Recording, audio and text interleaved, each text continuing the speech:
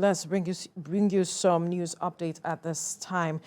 We begin with the build-up to the commencement of political campaigns ahead of the 2023 general elections in Nigeria, which is barely 7 days away.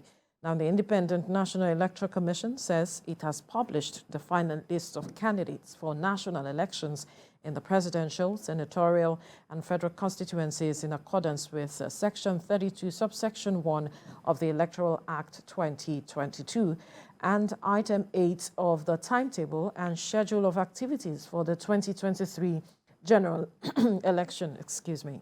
The publication of the full names and addresses of all nominated candidates follows the political parties' conduct of primaries and completion of the nomination exercise.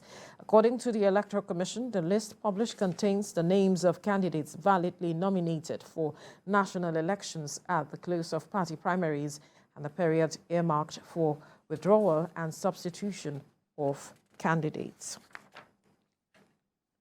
And still ahead of the 2023 election, the Northern Alliance Committee says that ASUU Bola Tinubu checks all the boxes used as a yardstick in becoming the next president of the country.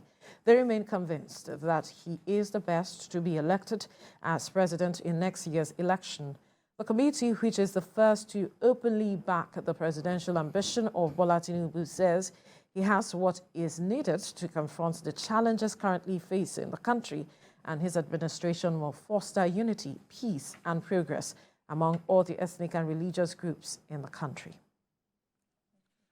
2021 Northern Alliance Committee organized a meeting with him to speak to us about his ambition. At the end of the meeting, we became more convinced about his suitability to be the APC flag bearer, and you concluded he might be the person to turn around the fortune of the country. The key, as I see it, is the promotion of peace, unity, inter-ethnic unity, inter-religious unity within the northern region. And I'd like to add, by extension, across the entire country. If I add that, you will see that these objectives are not inconsistent with the objective of His Excellency ASUU Bola Tinubu. I do not support Tinubu because he's a Yoruba man. I do not support him because he's a Muslim. I'm supporting him because he has once been governor of a state which was more of a slum. He transformed Lagos from that of a slum city to that of a city everybody can be proud of. Ahmad Tinubu, do you understand? It's a chosen candidate by us. It's somebody we have x-rayed. It's somebody we have looked into his past antecedents and come to the conclusion that we believe that he will be a good leader and be able to govern properly and be a good leader.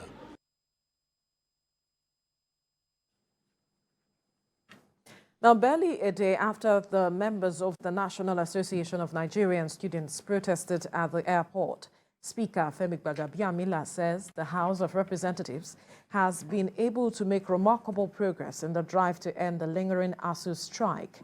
Without going into details, the Speaker said the 7-point demands of the striking university teachers have been significantly addressed. The House is to further meet with NITDA, the accountant, and Auditor Generals of the Federation, as well as the National Salaries and Wages Commission, to firm up all loose ends. While he is hopeful of an end in sight to the strike, the Speaker says the leadership will be meeting with President Muhammadu Buhari once he returns from Onga. The union says it will make further comments only after seeing the government's report. Granular details, well, we knew the issues, but to find out exactly what solutions can be offered. As you know, they say 2 heads are better than 1. Now that the legislative arm of government has come in, we are very hopeful, based on our deliberations in the last, how many hours?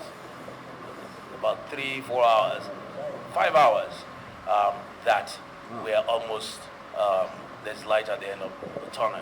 So, but we've told you, we are waiting for them. When they send their report, we'll take it from there. All right. We move to Abia now, where a dismissed officer of the Department of State Services has been arrested alongside 9 other suspects for robbing a Bullion van in the state. The State Commissioner of Police, Janet Agebe, identified the ex-DSS operative as Prosper Israel from Abia State. The ex-DSS operative and the 9 other suspects were paraded at the police headquarters 2 months after the robbery.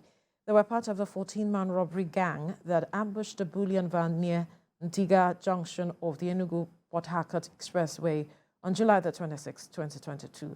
Exhibits recovered from the suspects include 1 general-purpose machine gun, 13 AK-47 rifles, 1 cut-to-size double-barrel gun with 5 live cartridges, 84 AK-47 magazines. Others were 2 improvised explosive dynamites, a Mercedes-Benz mini-truck used in concealing firearms, and cash of more than 10 million naira. The suspects will be arraigned in court after further investigations.